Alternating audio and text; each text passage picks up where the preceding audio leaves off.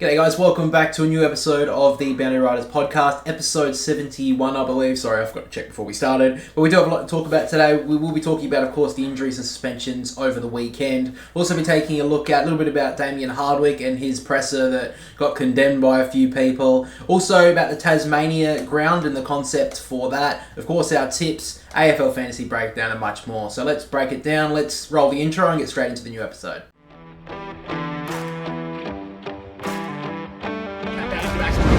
And then Rankin from the pocket, don't tell me, Isaac Rankin! Yeah. He's just got the license for a brothel. Well, I think Gather Round's going to be more than just AFL this next season. It's at the handle at the back, Nick Dacos to get the pies home! He's done it!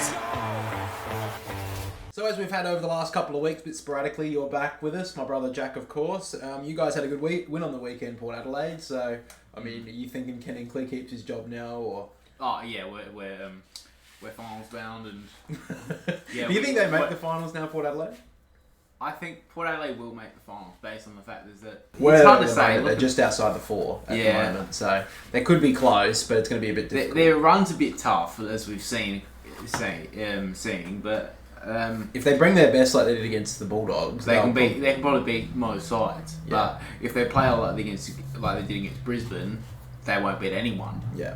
So it's just the typical Port Adelaide. Yeah, I mean, we'll talk a little bit about the Swans as well a bit later, but yeah, that was a pretty disappointing loss, I'm going to be honest with you. Yeah, I think that's probably where we'll probably be around the middle of the episode, but yeah, the Swans pretty disappointing on the weekend, if I'm being honest. They should have lost that game, and they're lucky they got a really good start to the season. So now they can kind of afford to lose a couple of games. Well, the good thing is that Carlton lost, so you're still technically 3 games clear. 2 games clear in percentage. 2, well, yeah. 2 games. You'll probably say, probably 3 with the percentage that the Swans have, and they haven't lost games by a lot. But of course, let's start with a couple of news stories throughout the weekend. Of course, we'll start with the injuries. So just some big ones, really. First of all was Brody Myercheck. He got injured way back on Friday night. Looks like he's going to miss the rest of the regular season. I know some people may have thought it was the whole season, but it looks like Brody Myercheck will just miss the regular season now. Kind of a really hard year for him, really. He's been injured a lot throughout most of it, and that's pretty unlucky there for the Pies, because they really do need that forward that they can kick to, because Ash Johnson just seems like he's not coming through, and yeah, it's unfortunate for Brody, but looks like he's going to miss the majority of the rest of the season. I guess we can talk about Collingwood a little bit later as well, but also on the injury front, this is probably more important for Melbourne fans, of course. Max Gawn seems pretty much almost ruled out against the Bombers next week.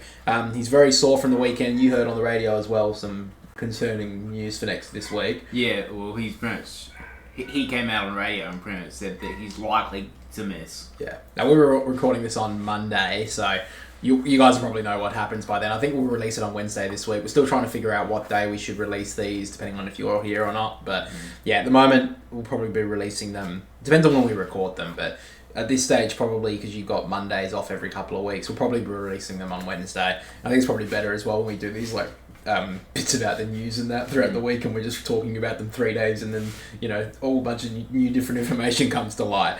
Another one as well was the West Coast Eagles with Jeremy McGovern. Looks like he was hospitalised after the game.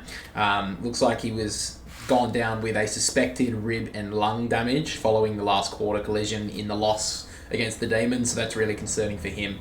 Seen a couple of those injuries over the last couple of months, I guess, obviously with Petrarca being the big one. And he went back to hospital as well. I think it was unrelated, to do with his appendix. He had to get it taken out. But yeah, I think that was something that was talked about over last week. It was about injuries per se, like with the knee going up into people and causing injury. We've obviously seen Jared Witts this year as well. Last week get a injury where he got a knee to the back.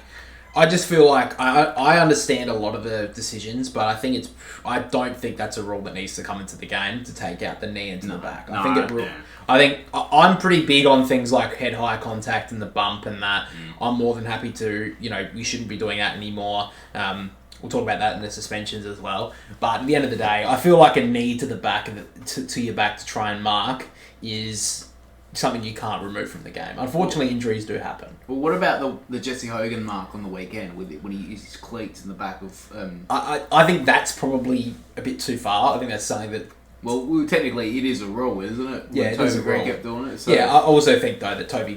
It shouldn't have just been brought in because of him as Yeah. well. I think it needs to be an issue that the AFL clamp down on, because I think the cleats in the back is something that's not something like going... I think that's more like a push in the back, per se. Yeah. If you push it with you... Because usually when you do that, you usually... Like, a lot of the thing that Toby Green was doing as well is keeping one foot on the ground and pushing forward with his foot.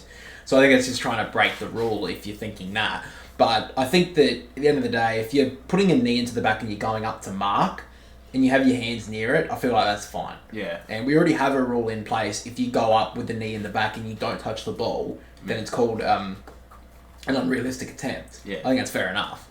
So I think that's fine where it is. I really don't like the idea of taking that out of the game, because I think that would be something that would say that would ruin... I don't know. I don't like to say ruin the game, because I feel like people say, "Oh, it's ruined the game that you can't hit people in the head anymore." And it's like, yeah, I mean, look, I feel like there needs to be some sort of a change with that. Yeah. So maybe that's okay, but I don't think it's ruining the... I think that would ruin somewhat of the aspect of the theatre of the game if you were to put a knee into someone's back and that was called a free kick for something. Because I think that would have taken away 3 speckies we've had this year if that happened. We 3 absolutely unbelievable marks. Got the Jamie Elliott mark, the Bobby Hill mark, and there was one this weekend as well, which I can't recall, of course. But I can't remember who marked it. I think it was it Essendon? No, it wasn't Essendon. No, there was a game on the weekend where someone took a great mark. Cosy Pickett, wasn't That's it? right, yeah. Cosy Pickett took a brilliant mark. That would have been gone without if that sort of rule was in the game. Yeah. And it would take an aspect out of it, which I think It's so unique as well to the game. Yeah, exactly. I mean, I think when you think of like highlights that you see in the game, you obviously see the big goals, but the next one you see are the big high flying marks that you don't get in really any other sport in the world. Yeah. So, yeah, I think that's something that doesn't need to be talked about as a rule change that we need to desperately bring in. But, yeah, I think that's something that can be looked at. I think that's something that needs to be left alone, to be honest. And at the end of the day, injuries are going to happen in this game. And sometimes it's just unfortunate that it can happen. But, yeah, I think that's pretty fair, and I hope they don't do anything about that. And I don't think they are. I think it's just media speculation just spinning out of control. They had nothing to talk about Nothing this to week. talk about. Oh, if anyone saw the stupid article, I don't know if you saw that, about Tom Morris this week. I guess we could make that the flog of the week, Tom Morris, but he's already got a nomination. About he made an article or a news story about there's not going to be enough AFL balls for the final series because apparently people who make the balls for the AFL, Sharon, I think it's something to do with... I think they're under... Under Armour, I think. Underpaid. Yeah, sorry, I meant... They're on strike, yeah. Yeah, they're going to go on strike. But the story was that there may not be enough balls for the AFL because they're going to go on strike just before September, I think it was called. It's because they're getting underpaid, which is, I don't know enough about the story, so I don't know that. But... basically what was said, that was the clickbait title. But as you scroll through the article, one of the big things that is hidden in there is they've got a backlog of 6 weeks worth of balls. So if you don't have your brain turned on, you probably would forget about the fact that the finals runs for 4 weeks. So you may forget about that. And also something that wasn't brought up in the article is the fact that there's half the amount of games going through the fucking finals as well. So they've got 6 weeks worth, I'm assuming, for a round of regular football. That will be fine. Yeah. So to sit there and act like, there's going to be no balls, what are they going to do about it? Oh, fuck, it's going to be terrible. They're going to have to use a netball. It's like, no, who gives a shit? It's not even a story worth noting. No. That is a story that, like, someone would bring up in a video, or like a video or something that's got absolutely nothing about it, and they say, this is the biggest issue with the AFL right now, and it's something to do with, like, the stitching of the football. It's like, yeah, it's not really a story. Who gives a fuck? All right? Anyway, I thought that was quite funny. So just one more injury concern we wanted to take a look at. It just came up, was actually Mitch Lewis, who had a head knock on the weekend and came off with concussion. I think it was in the third quarter, was it? Or in the last quarter? Yeah, it was the last quarter. In the last quarter, yeah. And for some reason, I don't think it's just the same injury, but unfortunately it's been confirmed that he's done his ACL. So, I don't know how that's happened. It says here, Hawthorn's key forward Mitch Lewis requires knee reconstruction after suffering a season-ending injury on the weekend. So, he underwent scans on Monday morning and has torn his anterior cruciate ligament in his left knee. So, he collided with the Geelong College Jasny early in the fourth quarter after backing back from the flight and exited the game, copping a blow to the head.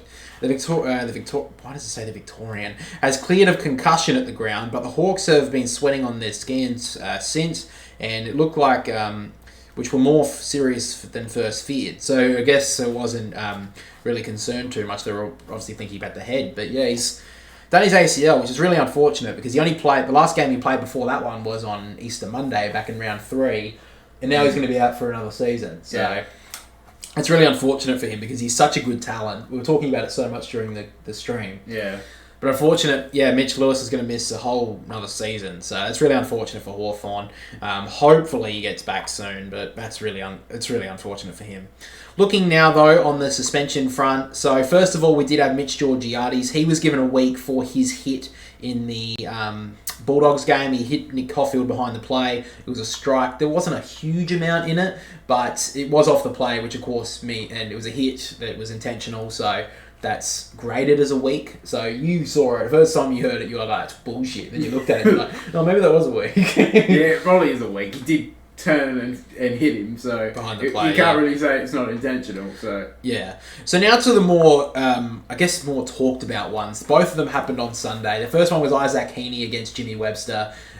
He was trying to break away from him in a marking contest, swung around, hit him in the face, which I think was accidental, but it was accidental. It's not like it was. He looks back.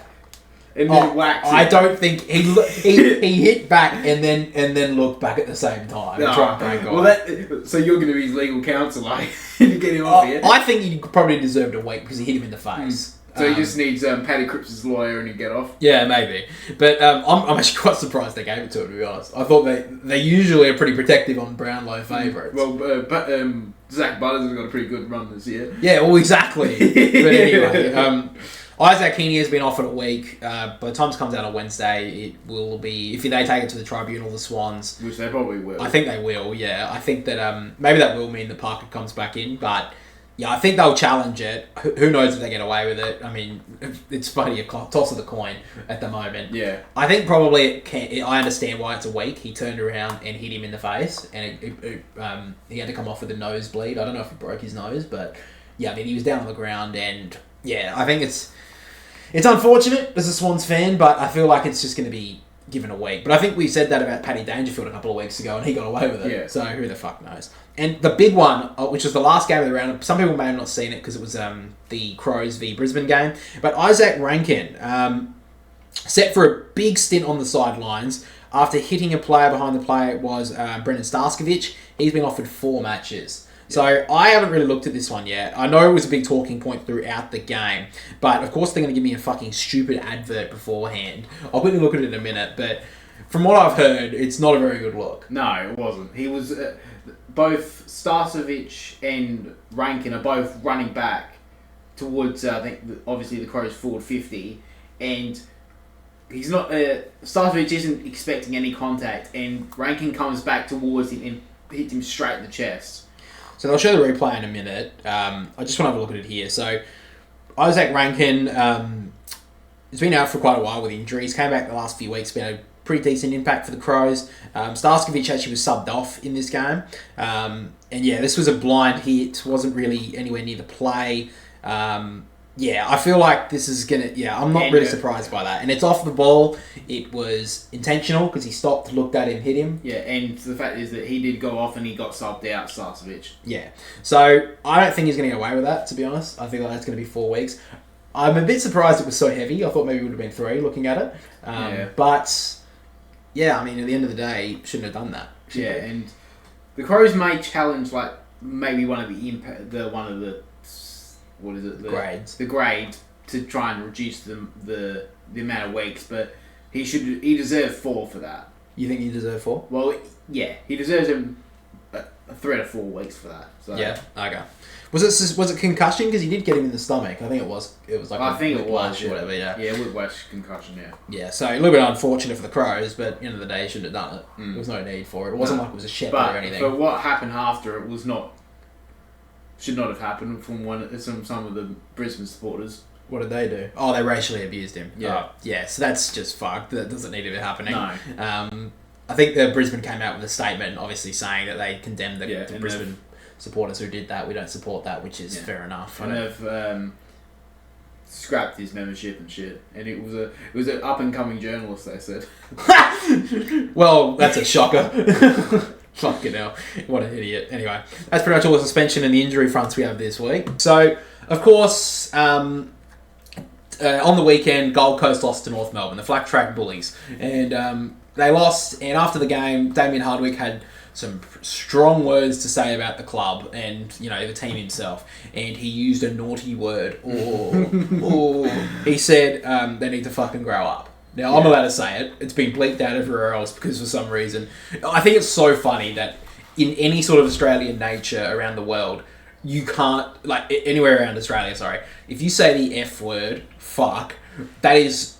Who cares? It's basically a word that we use in the language now. Yeah. But on the Australian media, it's like, well, you can't say that and have to bleep it out, which I think is hilarious. But anyway, he said that after the game, and after that, on Channel 9, of course...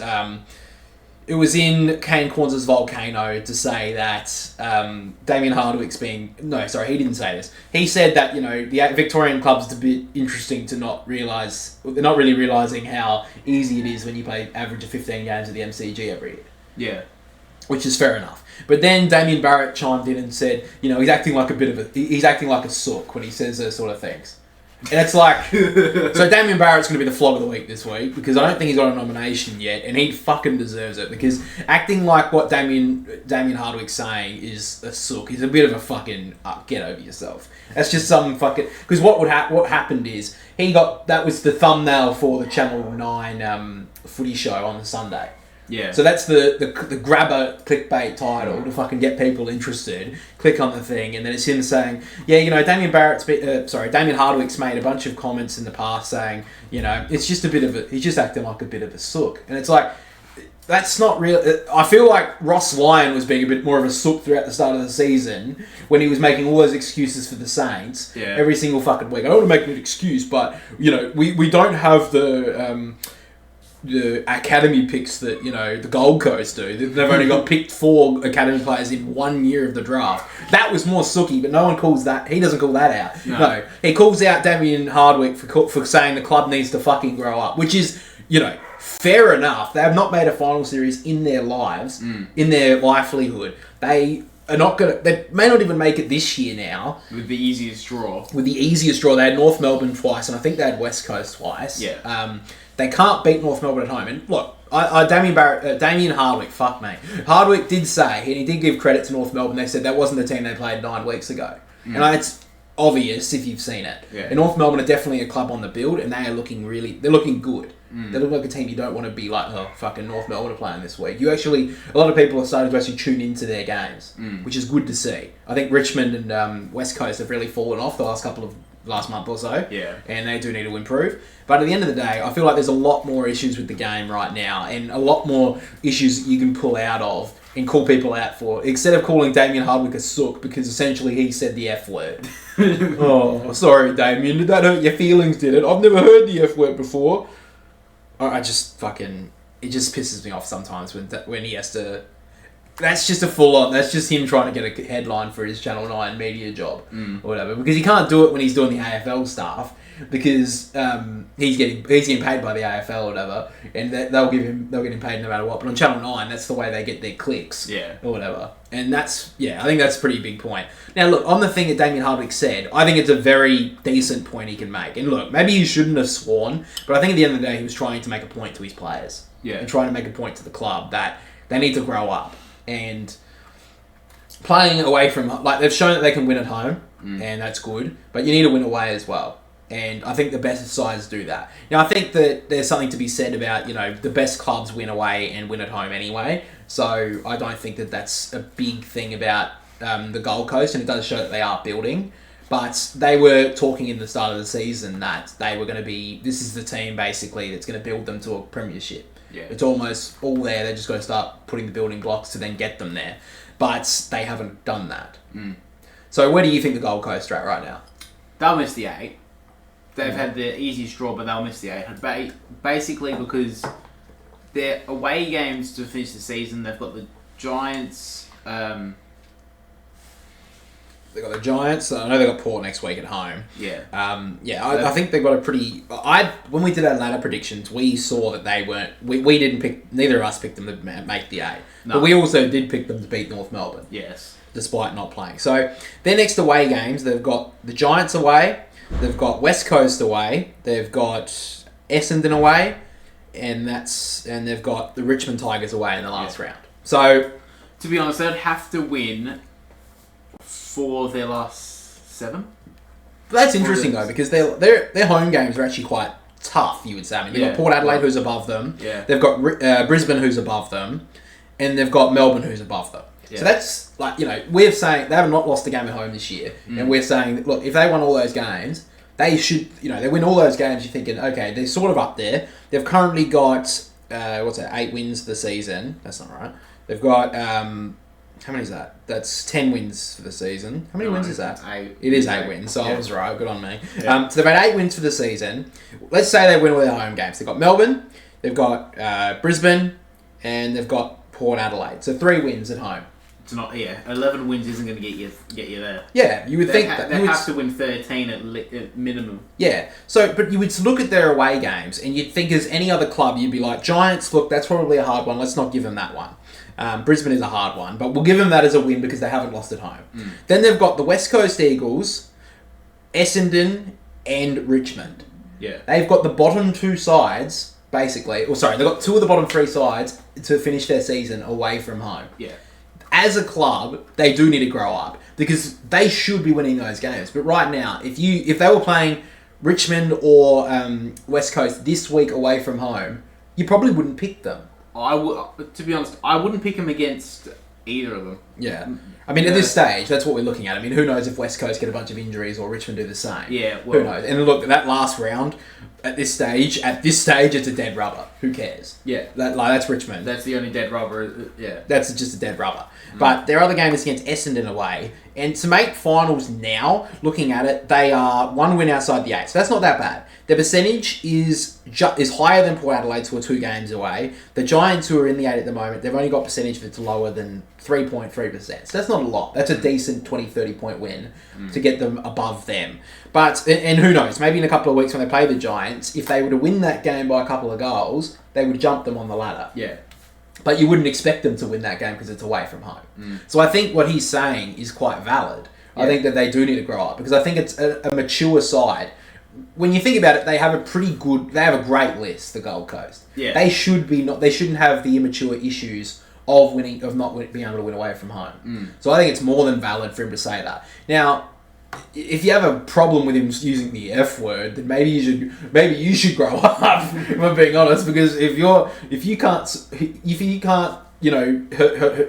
deal with an F word online, maybe you shouldn't be on there. You shouldn't be watching this sort of stuff. You shouldn't have access to any sort of screens in your life because get over it. Who cares? Yeah. And he was directing it at no one other than the club and the players. And I think that shows some strength of his to not, he's getting paid a huge amount of money. He could sit there and just say all the nice words that he wants, but he wants the club to be good.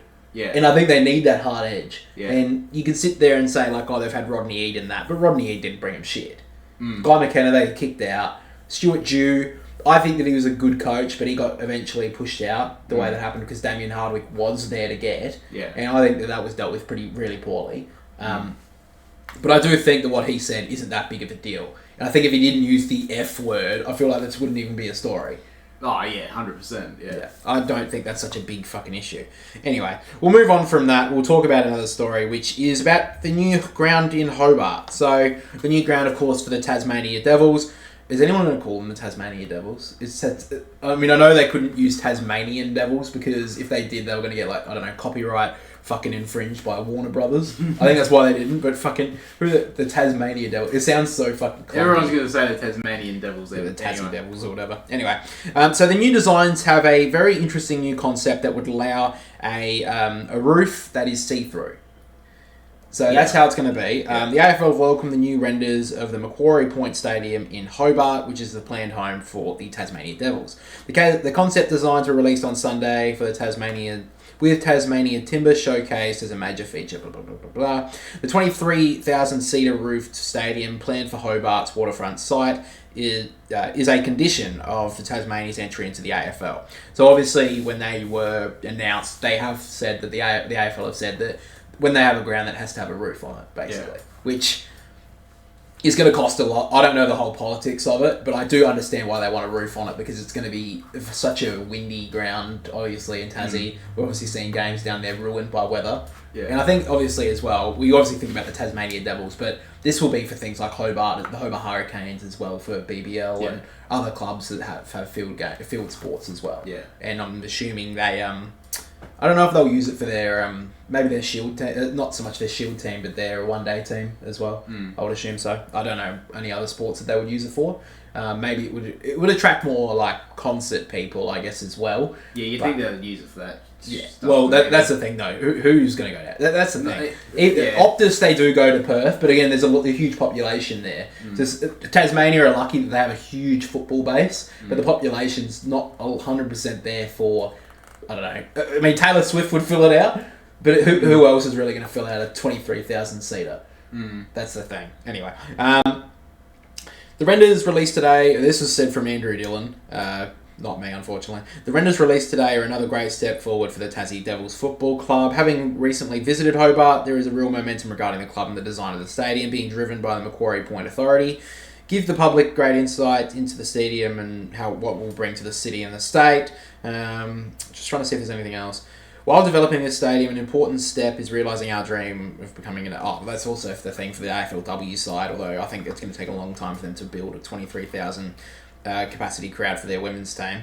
That's not a slight on any of it. I'm just saying that we don't really get 23,000 for most of the women's games, let's be honest. So the stadium features... They include a 1,500-person function room with views of the Mount Wellington or Kanyani. Sorry if I pronounced that wrong. A design informed by modelling cricket ball trajectory data to ensure the best quality for cricket games. So that's another thing as well. They have to make sure that there's no glare coming off the roof. Yeah. Because if there was, I think there was a big issue with a big build. This was, I know it's in America. I can't remember which stadium. It was some sort of baseball ground. But they built a roof on it, but they didn't account for the glare coming off of it. Yeah. And it was a huge money build, and they didn't think about it. And I think when they started doing testing on the ground, they had to rip it down the whole roof and do it again because it was see-through and it was glare off of it. Yeah. So for things like cricket and football, that's going to be a massive issue. Especially for cricket when the high ball. Yeah, the high ball. Yeah, exactly. And so a stage pocket in the northern stand support concerts and events, which will minimise impact on the field and reduce costs. Okay. Accessible design features, including a single continuous concourse that I don't know what that means. A seating bowl design will bring crowds closer to the action, and separated back of house and catering facilities with a below ground service road for separate vehicles and stadium visitors to users. Okay, so that's pretty cool. I don't have an issue with that. My big issue is as long as it's sustainable and doesn't ruin the aspect of the game. As long as it doesn't have it, I don't. Look, sorry for any Tasmania down there, but I'm not paying for it. I'm sorry, it's not my big issue. I do understand if there is an issue with pay. I don't know the ups and downs of all that, but I think for the game, I think they need to have it. I know that's a big point because I don't think the game. I think it would be an advantage for the Tasmanian Devils, but I think maybe that's what they've kind of gone with. It'd be too much of an advantage if they didn't have... Because I think they would obviously accustom to the conditions pretty easily, but the game's down there. Maybe that's what they should have done, just giving them a huge advantage, learning how to... Because this is also going to be on the waterfront as well. Yeah. So that's where like huge winds and that would be an issue and all that sort of stuff. Yeah.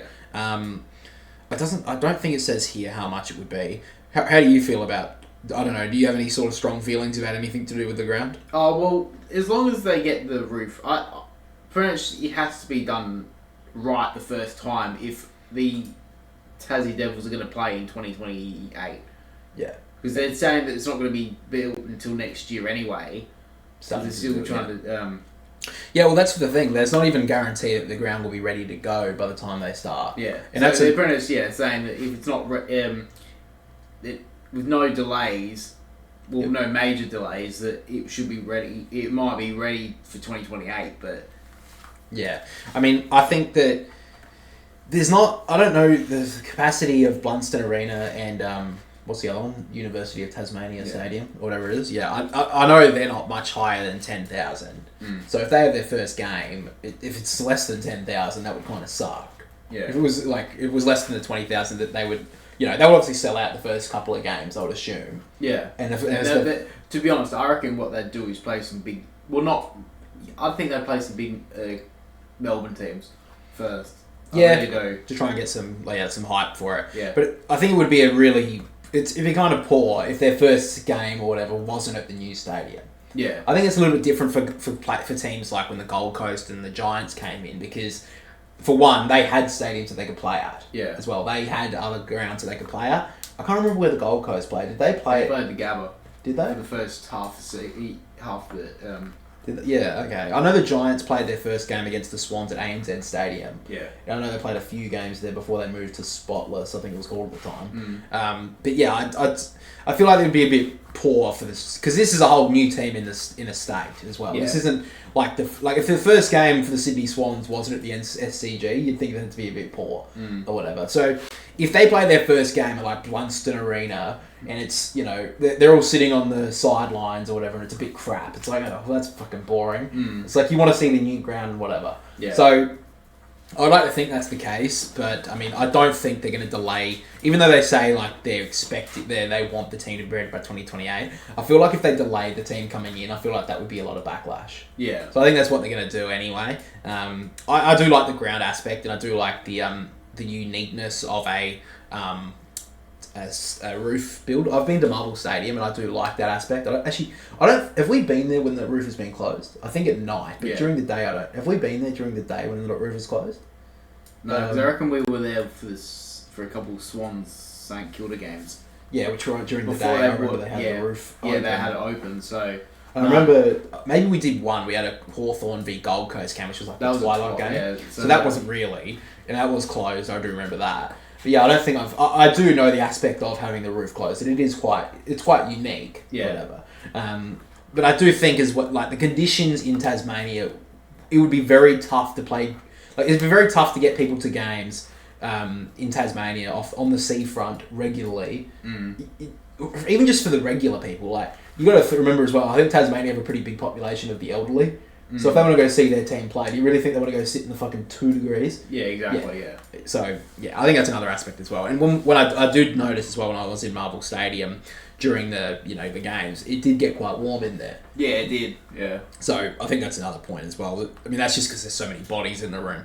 So, yeah, I do like the idea of that. But let's move on. So I do want to talk a little bit about the Sydney Swans before we move into our tips and that. So, of course, Sydney have lost their last 2 games. It's all over. Yeah, I think it's all over. Unfortunately, we found out it's fucking over. Yeah, unfortunately. I mean, they lead 2 games on top of the ladder, and they have a percentage better than 20% on any other team. But it's all over. Yeah. Look, I think that Sydney. I know they're going to say they've been found out and all that sort of bullshit, but it's like eventually they were going to drop off. And look. The 2 games that they have lost in the last, 2 weeks have been by under a goal. And unfortunately for Logan McDonald, he did have a chance to win it in both games. Or at least, draw it against Fremantle. I don't put it on him for the loss against the St Kilda or Fremantle either. I think that Sydney have been not the best the last couple of weeks. I think in St Kilda they started to get back to it towards the middle part of the second quarter to the third quarter, but they didn't put it on the scoreboard. And in the fourth term, Sydney just stopped. I don't know what happened there. I do think if you look back at Collingwood last year, they did have a drop-off of form. Yeah. And there was question marks on Collingwood as well. and then they found their best form once again going into finals. So I don't think it's all dead and buried for Sydney yet. And I don't think the majority of people think that. Yeah. I think there are a few, David King will sit there and say, yeah, but their uncontested possessions dropped by 20 for the last few weeks, so, they've already been found out. It's all over. It's like, look, at the end of the day, I think Sydney are fine, and I also still think Sydney will be up there when the whips are cracking. I think that's fair enough. Did you watch the Swans games the last couple of weeks? I watched the first half of the Swans St Kilda game. Yeah. And that blitz that they gave in the second quarter to go up by 25 points to finish the half was pretty impressive. And to be honest, I did think that there's no way they lose this game because St Kilda can't score. But that was another interesting point watching this game. St Kilda actually just played nowhere near their game plan. It's like Ross Lyon said, okay, we're going to take all the shackles off of every single one of you players and they're going to let you play your natural game. Yeah. And it was a shock to, I think, a lot of St Kilda fans watching. And it was a shock to me, or whatever. I think Sydney were pretty shocked by it too. But I think one thing that is going to be the catalyst to beating any team this year, and it's always been I think the last, ever since I've been watching, it's basically been the reason why most teams lose in the end, and it's the pressure. And Sydney, like any other team, if you bring the pressure to a team, you can compete. You can compete with anyone. And way back in round 5, or whenever Sydney lost their first game against Richmond, that's what they brought. And they had sustained pressure throughout the whole game. Now, St Kilda did have a lapse of it in the second and third quarter, midway through them, but they brought it back. And if you can get the margin close enough for Sydney, if you put pressure on any team, you can still come back and win. Yeah, exactly. And I think that's the point that that they won't exactly bring up, is the fact that the pressure from the St Kilda in that last quarter was immense. And Sydney's wasn't there. There was I think they showed the pressure rating at 3/4 time. It was down at 158. So if Sydney wasn't willing to put on the pressure and St Kilda were, then that's why they got back into the game, and that's why they inevitably won in the end. Yeah. And I think that's also another point. If Sydney have been top of the season so far for 15 rounds, they were the best team in the comp, and it was by a big margin, let's be honest. And I'm not saying that as a Swans fan, I'm saying that as they were 3 games clear on top of the ladder with a huge percentage. That was the reason. So everyone, of course, is going to be, when they see the Swans in their fixture in the next 3 or 4 weeks, they're like, okay, how are we going to beat them? How are we going to... And that's what all their focus will be going to. So Fremantle and St Kilda, the last couple of weeks... St Kilda haven't been very impressive the last couple of weeks, but shows what happens when you're the huge underdog. Teams can take you lightly, like the Swans did at the start of the game. And what they did in the last quarter, they didn't take them strong enough, and they inevitably got beaten. Yeah. If you don't put the pressure onto a team, you're going to get found out. And that's what Sydney did. They didn't put the pressure on, and they got found out in the last quarter. So I don't think there's some big conspiracy of, they did drop 20 uncontested possessions there, and, Papley didn't touch it, he's only touched it 13 times, not his average 15, so that's a bit of a drop-off. And Errol Goulden and Chad Warner didn't kick, they kicked a couple of points, so that's a big issue as well. It's look, Sydney players have dropped off a little bit around. I think that the last couple of weeks, Errol Goulden, he had a very good first half, but dropped off pretty considerably. Isaac Heaney, I don't know how... Isaac Heaney, of course, had a pretty poor game as well. He did have a good second half, but when he went forward, I do think that Sydney just need to maybe... They are starting to find out that tagging Isaac Heaney is a big one. So I think that's a big thing of just starting full forward. Just to break the tag and then bring him into the midfield when they can. Just do that. Sydney have enough depth through there. I don't know the idea of putting Taylor Adams as the sub. I feel like that was a bit of a weird decision. Yeah. Either unfortunately for Taylor Adams, he either plays in the regular 22 or he's in the reserves. He can't be the sub because he's not a runner. And I know that I think the better subs that do come on are the runners and who can bring a spark or a bit of impact. And I think the perfect example of that is Essendon with Nick Hind. He did play some really good games throughout the season so far when he's been in the regular team, but he's definitely built for that sub role. Yeah. And I feel like Sydney, when they have used it this year, they don't really have that sort of player that they can use as a sub, so they have been using a player who is just on the cusp of the 22. Well, they've used it a couple times on Robbie Fox and a couple times on Braden Campbell, sorry. Yeah. And then a few times on a couple of debutants. Yeah. So I don't think Sydney have really got that player that they can just use as a specialist sub. So I do think that Taylor Adams is just not the right choice, and he didn't bring much in that last quarter. Yeah. Now, I think Luke Parker does come back next week, and Cal Mills isn't too far away. He comes back from suspension from that, whatever. Yeah, he has to come straight in, doesn't he, Luke Parker? Surely. Well, who would you take him out for? Taylor Adams? Yeah, maybe. I mean, if he wasn't in their best 23 when they were all there, we haven't lost a lot since. Sydney have lost Harry Cunningham to injury and Taylor Adams. Taylor Adams, I feel like, is... If they're going to take someone out, it has to be him. Because if they were taking out someone in the forward line like a Sam Wicks, the one thing that Wicks does bring that Parker doesn't is speed and forward pressure. Yeah. Parker isn't quick enough to do that anymore. So, who else do they take out? That's the thing. Well, they could take out a Campbell or a... Yeah, I mean, you could take out a Campbell, or you could... But I feel like... Look, if Parker is in the team next week, I feel like they're going to have to drop a Taylor Adams. I feel like that's the only way. And I don't think that Taylor Adams necessarily deserves to be dropped. I don't think he's been in that bad a form for Sydney, but I think that that's the only one who is keeping him out of the team right now. Yeah. Like, if I looked at Cal Mills, I would say that if he was coming in, I think Braden Campbell probably does go out for him. Yeah. And I think, to be honest, that Cal Mills will probably play a lot more back when he comes back.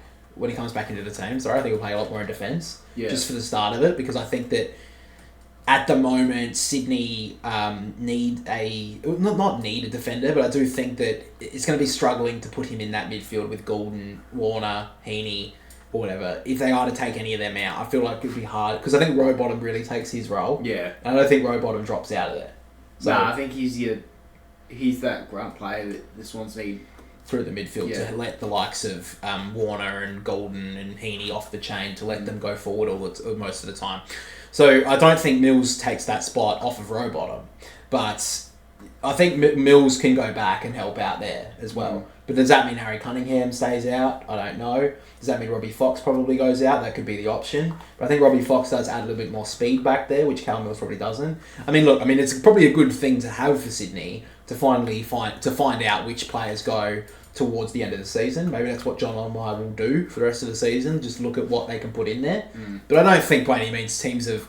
maybe they have found him out to an extent, but I don't think it's all dead and buried by Sydney standard. I'm sure they've got, round 18 now? Yes. So round 18. So they've got 7 more rounds to go, and then, finals to go on to. I'm sure they can figure it out, and if you are a Swans fan who was a bit worried, I wouldn't be too worried yet, because I feel like that Sydney have enough there to look out for reserves to then potentially put them in the team and work it out in the next couple of weeks. And if you're that concerned, go look back at Collingwood last year. There was a period where they had a drop-off. I think it was just after the Port game. They had a drop-off. They lost to Hawthorn. They got pushed against a couple of other teams. I can even have a look quickly. But teams inevitably have a drop-off at the end throughout the season. For people who thought that Sydney were going to go all the way through without dropping a game, I feel like that's just a bit... Well, I think if you look at David King, you'd probably say, yeah, they would have... there's no one... Well, I think he was waiting for the drop-off, so then he could go, you know what? Yeah, Sydney kind of dropped off. They're kind of crap now, eh? Yeah. If you look at it, they had a bit of a drop-off through the end of the season. So they lost to Carlton in round 20, lost to Hawthorn in round 21, just beat Geelong, then lost to Brisbane, and then in round 24 beat Essendon. So going into the last month of the season, or last month and a bit, Collingwood lost 1, 2, 3 of their last 5 games, and then hit the finals running when they beat Melbourne. Well, they didn't even hit the finals that hard in the first game. They only just beat. Game, really. The prelim, really. Yeah, but I think Giants were very good. I think that they just were a better team. So I think that, look, if you're looking at it, I wouldn't be too concerned at the moment. Yeah. It's not good to lose. I was sat there pretty... not upset, but a bit angry after the game, thinking, how the fuck did we lose to St Kilda when we should have had that game won? Yeah, even Port could beat St Kilda at the Marvel. Fucking hell. How embarrassing is that? We're worse than Port. Yeah, I think that's another point as well. But we'll move on. So let's move into our AFL tips for round 18. There's a lot of games, 50-50 games this week, and we'll start off on Friday night with our tip. Collingwood against Geelong, I've gone Collingwood. Saturday afternoon, I've gone Hawthorn over the Dockers. The Swans over North Melbourne. Saturday evening, I've gone Carlton over the Western Bulldogs. And Saturday night, I've gone the Crows over St Kilda and Essendon over Melbourne. Moving on to Sunday, I've gone the Gold Coast Suns over Port Adelaide, the Giants over Richmond, and then the final game of round 18, I've gone the Lions over the West Coast Eagles. What have you gone with this week? So Friday night, I've went Geelong over Collingwood. Saturday afternoon, I've went Hawthorn over Freo, Sydney over North Melbourne, Carlton over the Bulldogs. Saturday night, I've went the Crows over the Saints and Essendon over Melbourne. For Sunday, I've went Port Adelaide over the Gold Coast, Giants over Richmond, and to finish the round, Brisbane over the Eagles. Alright, so we do have a couple of different games this week. So we'll start off on Friday night, probably the biggest game of the round, if I'm being honest. Collingwood against Geelong. So Geelong the last couple of weeks have regained some form. The Pies have been a little bit off. They've obviously been off a lot on their defensive side. Why have you gone Geelong? I think they're playing a lot better than what they were. I think the restructure of their midfield, Dangerfield coming back, Stewart heading into the midfield a bit, Sander Koenig in the ruck. With Mark Blitzars. Yeah, with Mark Blitzars. It seems like Jeremy Cameron got into a bit of form last week. Yeah, he kicked 4 and 1 on the full, but he could have kicked 9. I think he's in great form. Yeah. And Collingwood, I think they've just got a bit too many injuries at the moment. I think Collingwood right now are just a bit off, and I think that the Cats, look, they beat Hawthorn, which were in a form team, but they played them down in Geelong, and I don't think Hawthorn have played down there in like 20 years, so none of those, I think we looked at it when we were on the stream, that Hawthorn had maybe 4 or 5 players that have ever played down there, yeah. And at the end of the day, it's a very different ground, and a lot of players, if you don't know how to play down there, you don't have much experience down there, it's a very hard ground to play. So I think that Hawthorn, I think it was a pretty easy win in the end for Geelong. I don't think they had much of a contest. And I feel like Collingwood, they're going to be a bit called out this week, and I think they will respond. I think this will be a very close game, but I think the Collingwood's midfield is going to hold up here. I think that they've got a very good ruckman in Darcy Cameron. Nick Dacos, he had a down week last week. I feel like he'll be back. Scotty Pendlebury being back last week was good for them as well. Jack Crisp had a really good start to that game. So I think that Collingwood do have the midfield depth that's going to question Geelong. And I think that's where last week Hawthorn had a little bit of a struggle. All of their midfielders, bar maybe Warple, were very well held. So I think that Collingwood's midfield, I think there's a lot of other avenues to get them through the stoppages and get them forward. So I think that's where they're going to be able to get it to be won. And I don't think Geelong the last couple of weeks have really been challenged in their defence. So that's where I'm kind of looking at it on that front. After that, let's take a look at the Western Bulldogs v Carlton game. So that's an interesting one. What happened to both of them last week? So obviously they played a shootout, Carlton against the Giants, and the Bulldogs didn't show up in the first half against Port Adelaide. The Western Bulldogs are a response team. That's what I think that's pretty well known. But Carlton, they were not. No one expected them to lose to the Giants last week. Yeah. So I think we both picked Carlton for it. Do you think the Bulldogs have a bit of a chance here, or do you think with the response, or do you think Carlton are going to be raring to go after a poor loss? I think that sure the Bulldogs could win that. It could win, but I just think the fact is that last week against Port Adelaide, they just let Butters and Rosie just roam the first quarter to get so many possessions in the game in the first quarter. I think they both had plus 15. Yeah. So they just let them roam, and they just didn't show any pressure. And against Carlton, they have to be able to match it with their midfield, or they just got no hope. Yeah, well, I think that Bontempelli, despite him having a huge last quarter, he was pretty well held last week against Port. Yeah. So I think it's another talking point as well. Looking at Carlton, though, even though they lost, Paddy Cripps still had a blinder. They still had quite a few players who played really well. At the end of the day, the Giants just kicked more goals. Yeah. That's really all that happened.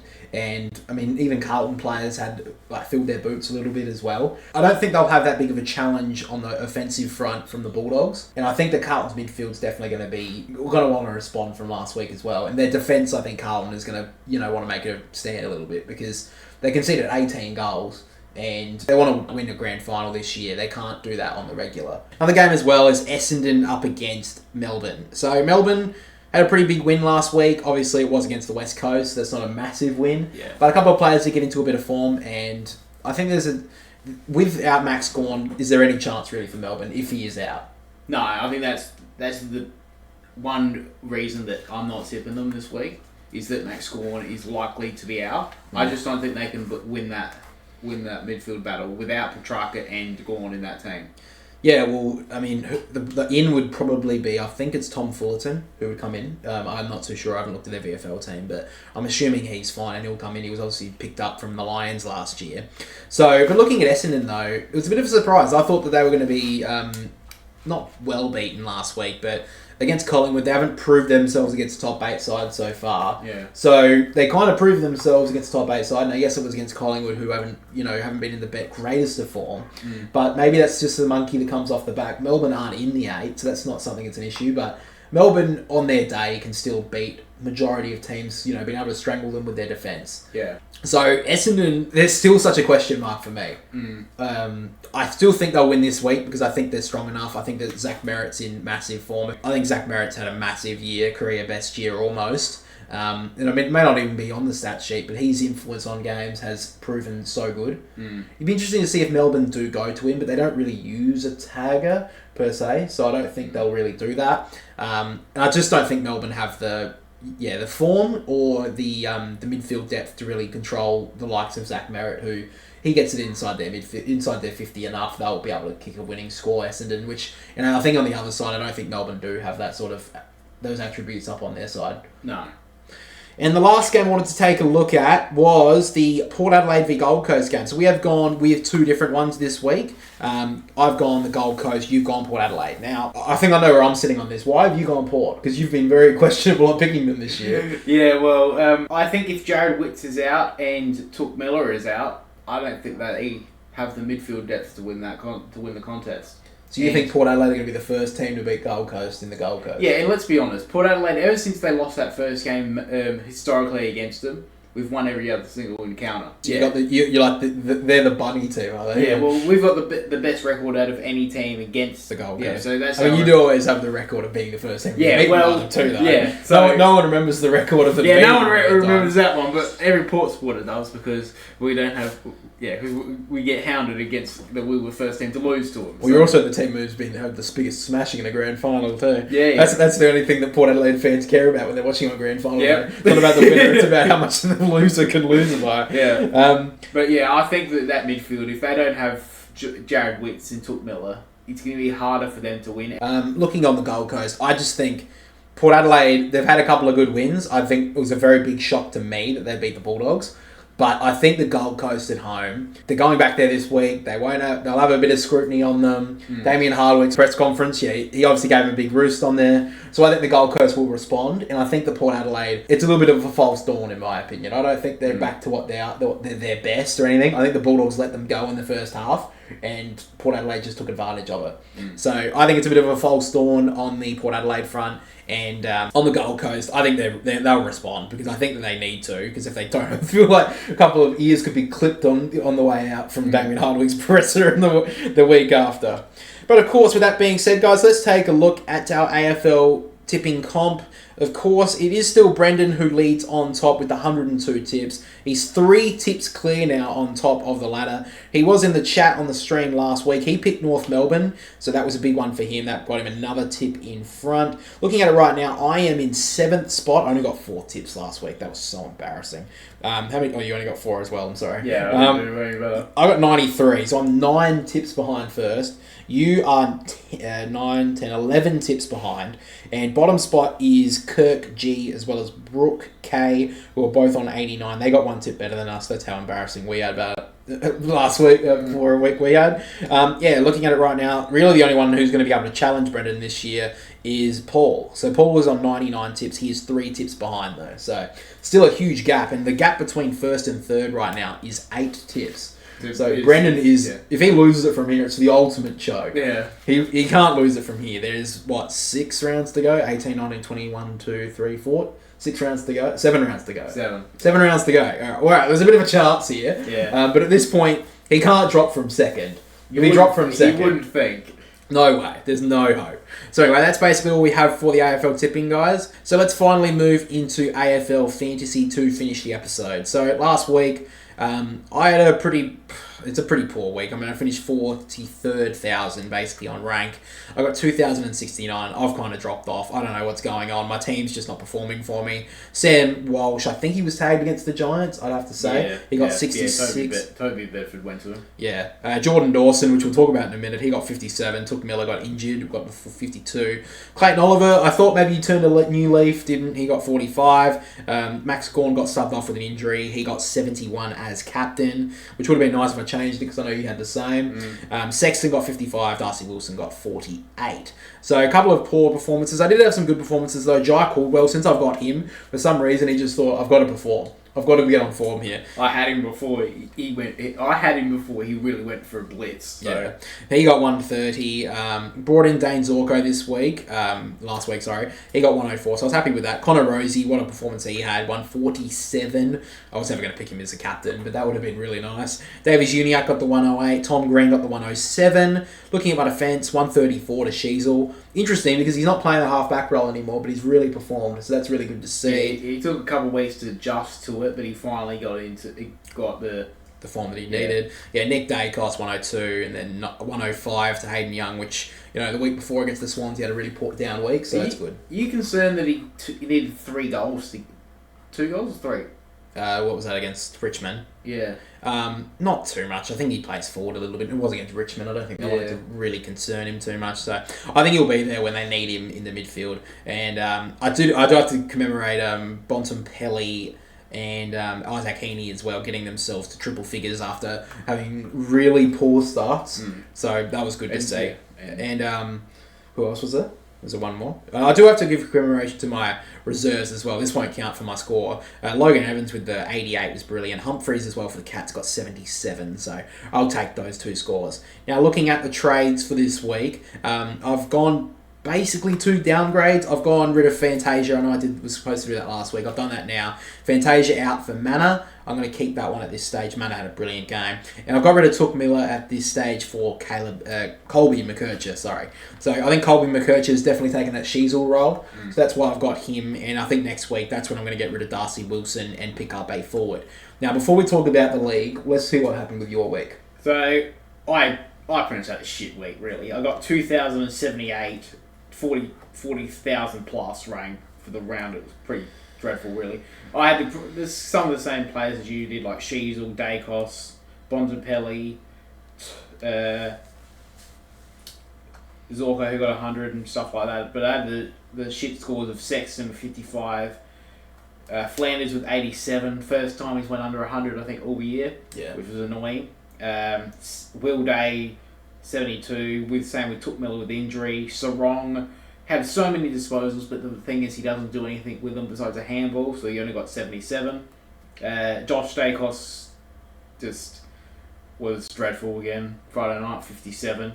I felt like that was an odd choice for you to bring him in. I know he had a couple of good weeks, but I got him in because of the bye. Okay. Because at the start of because he had like 4 good games at the start of the buys, so I got rid of some of my players that were I think North Melbourne's players, and I brought him in. And to be honest, he had 2 good scores, but then and then he had like 3 other shit scores. Yeah.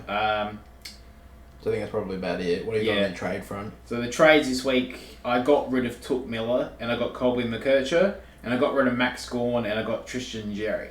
So if by some chance Max Gawn does play, are you going to change that one, or do you think you're going to leave it? I probably will change it. Because I may have to change my trade again to get rid of Gawn for someone, because I may have to do that too. Yeah. But I think if that does happen, I'll keep Gawn and I get rid of Sexton, because he's just not having that role that he has. Yeah. Okay. So if you were here last week, you probably would have known the fact that me and you played in the AFL Fantasy this week. So. Last week. So, we were obviously thinking this is going to be the battle of the heavyweights, the gladiators going at it 1-on-1. We both scored really poorly, let's be honest. Yeah. I had the lead for the majority of the weekend. I think you had it the whole weekend. I had it the whole weekend. I was in front. It was all smooth sailing. But then the final came to light. It was the Crows and the Lions. And for some reason, 2 sides happened here. Lachie Neale had an all-time game, probably the best game he's had of this season. Well, Yeah. on stats front anyway. And Jordan Dawson decided not to show up. It was almost 100-point difference between the both of them. Well, it was a So you 86-point difference, I think. It was. Yeah. So you had Lachie Neale 143. I had Jordan Dawson 57. Yeah. So both of them average around 100, I think. Looking at it though, that was the breaker. You won by 11 points because of that player, basically. Yeah, because We both had the same captain. We both had the same vice, so there was no it's difference there. probably stupid in the end, really. Yeah, I had Connor Rosie as well. I thought I had it won all day. Yeah. All day. And it was just stolen from me in the last game. So moving on to the ladder, Brad still leads the top. I think he's been up front all year. Grundy's Undies is in second. We have Shillings for Billings in third. Looking down the list, though, I have dropped out of the 8. I was in 8th spot. I'm down to 10th. You have jumped into 9th spot with that win against me. So you get yourself back in the finals race. We have the team in 8th spot, which is equal wins to me and you. That is Serial Squirrel Grippers. I like that name. They are in 8th spot. That's Catherine, apparently. So she's doing okay. Looking at the bottom, it's still Mumbus, but looking at it right now, there is a little bit of a log jam between 8th and 12th, I'd probably say, looking at it. So right now, that's really the log jam right now. With I think there's only 3 rounds to go before we get to finals. 1, 2, 3. Yeah, so there's 3 more rounds. So right now, I'm just outside. I had a really good form in the mid-season, but I've really dropped off. I've got to pick that up. You've started to really hit the form. I've just looked at my fixture to finish it, and so my finishing off one. So next week I've got the person in 13th, which is Pranav, and then I've got Lee in Seymour Bush. Love the name. And then to finish off the season, I finish up with Brad. Oh, you finished on So top. I finished up with I've got to play top position, so I've got to win my next 2 matches to at least have a chance, because I don't think I'll win the last round. Well, I've got Grundy's Undies, who's in second. Then I've got the Fifinator, and then I've got Cardman to finish. So luckily I've got a decent last game. So you've got to try and probably win 2 as well. Yeah, so that'll be an interesting one. But that's pretty much all we have for today's episode of the Boundary Riders podcast. Guys, really do appreciate you guys listening and the support. I think we've got a few new followers on Spotify, so I do appreciate that. If you are enjoying the podcast, of course, make sure to like and subscribe on YouTube. And on Spotify, make sure to leave us 5 stars and to follow as well, so you're notified on the podcast and the reviews that we release every single week. Except for last week. Sorry, I did miss that one, but we will be back next week. So thank you for listening. Thank you for watching. We'll catch you all next week. See you later, guys.